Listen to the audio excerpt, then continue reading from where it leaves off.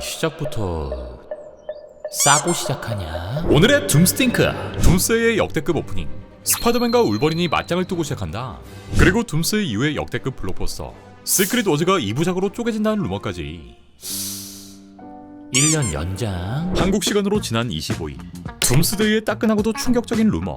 바로 이번 작품의 오프닝엔 우리 어땠자 토비 맥과이어의 스파이더맨이 엑스맨과 싸우는 장면이 등장할 것이며, 특히 휴잭맨의 울버린과 격전을 벌일 것이다라는 루머가 공개됩니다. 네, 해당 루머가 등장하기 바로 이전에도 이번 둠스데이는 단순히 역대급 어벤져스 영화가 아닌 어쩌면 영화 역사상 가장 압도적인 작품이 될지도 모른다. 오프닝 장면 하나만으로도 이전의 어벤져스 영화들보다 위에 있고 마지막 전투는 그냥 미쳤다 라는 루머가 공개되기도 했는데, 일단 이 두 루머가 흥미로운 이유는 두 마블 레전드의 만남이 대략 25년, 그러니까 마블 데뷔 후 처음으로 성사되는 것이고, 이 만남은 단순한 인사나 협업이 아닌 영화 오프닝에서 맞다이를 뜨게 된다는 것. 또 이번 작품이 어떤 작품이 될 것인지를 꽤 구체적으로 암시합니다.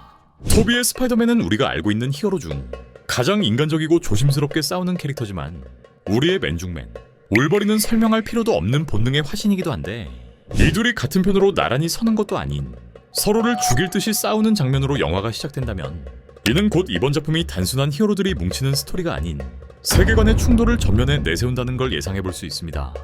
네, 이 둘은 단순히 선과 악의 대립이 아닌, 그러니까 누군가 틀렸기 때문에 싸우는 게 아니라 평소처럼 자신들의 세계를 지키기 위해, 살아남기 위해 어쩔 수 없이 맞붙는 전쟁, 즉 인커전으로 인한 비극적인 상황임을 암시합니다.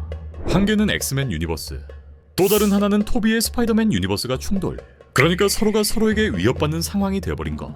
각자의 입장에선 서로가 정체를 알 수 없는 위험한 존재들이기에 이들은 결국 즉각 전투를 벌이게 되는데, 이후 사태는 걷잡을 수 없이 커져버리고 결국 인커전으로 인해 두 유니버스가 하나로 연결되며 두 개 중 한 개의 유니버스, 토비의 우주가 완전히 소멸해버리는 그림을 보여주지 않을까. 네, 전투에 참여했던 토비는 살아남지만 그는 가족을 포함한 자신의 세계가 파괴되어버리는, 지킬 것이 아무것도 남지 않은 존재가 되어버리지 않을까. 그리고 이 서사는 시크릿 워즈로 이어지고 토비를 감정적인 서사를 가진 한 인물로 그려내지 않을까 예상됩니다. 이번 루머가 정말 맞아떨어지고 영화의 오프닝부터 이러한 톤을 보여준다면 역대 어벤져스 영화 중 가장 에픽한 오프닝 하나만으로도 이전 모든 어벤져스를 넘어설 것으로 생각되고, 기적이 대란날지도 모르니까 미리미리 사더라. 무엇보다 마블의 두 전설이 맞붙는 그림, 이걸 오프닝으로 뽑는다는 게 진짜 상상도 못했던 그림인데, 스파이더맨과 울버린이 맞붙었던 원작을 확인해보면 먼저 이 둘이 맞다이를 처음 뜬 건 87년. 이 작품은 두 캐릭터의 첫 조이자 마블 세계관에서 이어질 불편하지만 깊은 관계의 출발점이 됩니다. 스파이더맨은 끝까지 누구도 죽여서는 안 된다는 원칙을 고수하지만, 울버린은 이미 너무 많은 피를 본 인물로 살아남기 위해 누군가는 죽어야 한다는 현실을 받아들인 상태. 울버린은 첩보원이었던 그의 전 애인 찰리를 고통 없는 죽음으로 해방시키려 했고, 스파이더맨은 이 선택을 막기 위해 울버린과 정면으로 충돌하는데, 하지만 이때 피터는 실수로 스파이더 센스를 잘못 감지하며 찰리를 죽여버리게 됩니다. 이 사건 이후 두 사람은 단순한 라이벌이나 동료가 아닌 서로의 가장 어두운 면을 알고 있는 존재가 되었고, 이후의 만남에선 울버린은 스파이더맨을 함부로 몰아붙이지 않고 스파이더맨 역시 울버린을 쉽게 비난하지 않는 설정을 이어나갑니다. 하지만 서로를 가장 잘 아는 사이가 됐음에도 불구하고 그 후에도 여러 번 치고받고 싸우는 모습을 보여주는데, 만약 이번 작품에서 둘의 전투를 보여준다면 몇십 년 동안 기다려왔던 두 레전드 캐릭터의 만남, 마블에 가장 오래 몸담았던 두 레전드 배우들이 조우하는 셈이고, 만약 이 싸움에 데드풀이 끼어들며 이 멀티버스에 대한 개드립을 던진다면 진짜 역대급 오프닝을 보여주겠죠. 빨리 사라니까 지금. No wonder the Avengers didn't take you, or the X-Men, and they'll take f***ing anyone. I mean, you are a ridiculous, immature, half-wit moron. You don't know how it feels. I have never met a sadder, more attention-starved, jabbering little prick in my entire life, and that says a lot, because I've been alive for more than 200 f***ing years. Can't you understand? I'm in love with Mary Jane. And motherfucker, I wish I could say you die alone, but it's one of God's best jokes that you can't die, except it's on all of us! Well, you got nothing to say, mouth? I'm gonna put some dirt in your eye. Oh, are you? 자, 이어지는 다음 루머. 둠스데이 바로 다음으로 개봉하는 초대형 블록버스터 시크릿 워즈를 파트 1, 2로 쪼개 개봉된다는 루머가 공개됩니다. 한국 시간으로 지난 24일 스쿠퍼들에 의해 공개된 루머에 따르면 디즈니 내부에선 둠스데이의 초기 반응, 흥행 파급력에 따라 최종 분할 여부를 확정할 거라는 내용. 일단 이번 둠스데이는 어벤져스의 결말이 아닌 멀티버스 사가의 파국을 직접적으로 보여줄 것이며, 여기서 멀티버스는 붕괴되고 인커전은 걷잡을 수 없는 단계로 확장되며 히어로들은 모두 죽거나 뿔뿔이 흩어져 버리겠죠.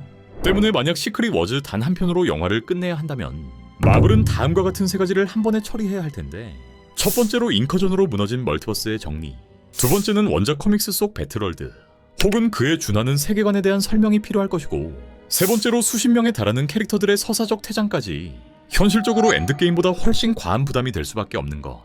엔드게임은 타노스라는 단일 목표, 인피니티 스톤이라는 단일 장치, 또 되돌린다라는 하나의 서사적 방향성이 있었고, 캐릭터의 퇴장 또한 아이언맨, 캡틴 아메리카처럼 메인 히어로 몇 명에게만 집중했지만, 시크릿 워즈에선 어떤 세계는 완전히 사라지고 어떤 캐릭터는 살아남을 것이며 어떤 인물은 기억조차 남기지 못한 채 영영 퇴장할 가능성도 굉장히 큰 상황이죠.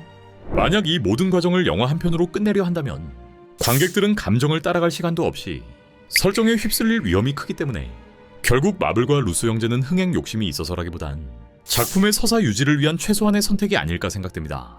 따라서 마블이 시크릿 워즈를 파트 1, 2로 나눈다면 파트 1의 경우 둠스데이 이후의 혼돈, 닥터둠이 어떤 방식으로 배틀월드를 탄생시켰고 그 안에 위치한 히어로들은 어떤 구조로 움직이는지, 또 우리가 알던 히어로들은 누가 살아남았는지를 보여줄 것이고, 파트 2에선 배틀월드의 재편, 닥터둠과 히어로들의 최종 선택, 마지막으로 가장 중요한 MCU의 리부트까지 과거 인어와 엔드게임보다 훨씬 더 방대하고 훨씬 더 체계적인 구조를 보여줘야겠죠.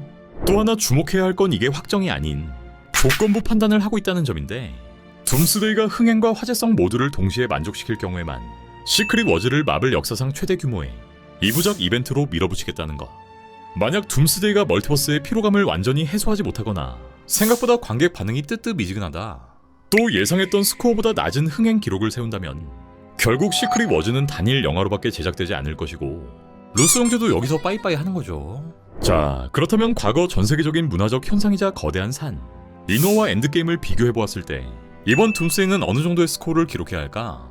일단 인어와 엔드게임은 각 20억 달러를 훌쩍 넘겨버렸고 한국 관객 수는 기본적으로 1000만을 넘는 대기록을 세워버렸지만, 당시와는 달리 지금의 OTT 시장을 고려하고 관객들의 높아진 눈높이까지 고려해본다면 최소 글로벌 박스오피스 20억을 달성한 인어, 19.2억을 달성한 노웨이 홈의 성적보단 앞서야 할 것이고, 무엇보다 로다주라는 압도적인 티켓 파워가 존재하기 때문에 못해도 20억 달러 이상의 성적을 거둬야만 시크릿 워즈까지의 동력을 유지하지 않을까 생각됩니다. 만약 15억 달러에서 17억 달러 정도를 달성한다, 물론 이 정도가 흥행 실패는 아니지만 엔드게임급 이벤트로 밀어붙이기엔 굉장히 애매하고, 시크릿 워즈를 파트 1, 2로 분할한다는 의견 또한 디즈니 내부에서 치열하게 갈릴 가능성이 있지 않을까. 또 그 이하의 성적, 14억 달러 이하의 흥행 성적을 보여준다면 이거 뭐 영화 접어야지 뭐. 하지만 마블과 루소 형제가 보는 건 흥행만이 아닌 이번 작품에서 요구되는 화제성, 바로 현재 둠스데이가 보여주고 있는 화력이 이어지냐인데, 이번 작품은 4개의 트레일러 공개 이후 예고편으로만 약 10억 이상의 조회수를 기록했고, 아직은 잘 모르겠지만 어쨌든 개봉하면 극장에서 봐야겠다 라는 확실한 인식을 심어주는데 성공하면서 개봉을 1년이나 앞두고 있음에도 불구하고 아직 희망이 있다라는 인식 이상을 보여줍니다. 네, 결국 이번 작품은 흥행과 화제성, 이 두 마리 토끼를 동시에 잡아야 할 것이고, 로다주가 닥터둠이라는 최악의 빌런으로 돌아온 이유, 그동안 쌓여왔던 멀티버스의 피로도 해소, 루소 형제 특유의 묵직한 서사와 드라마, 역시 루소 형제는 다르다 라는 평가까지 이끌어내야 하지 않을까.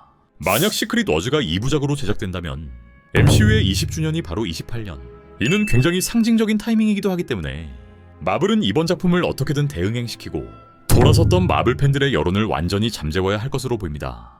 내후년 시크릿 워즈까지의 모든 루머, 모든 스토리를 따라오시려면 구독 눌러. 그럼 전 다음 둠싱크로 돌아오겠습니다.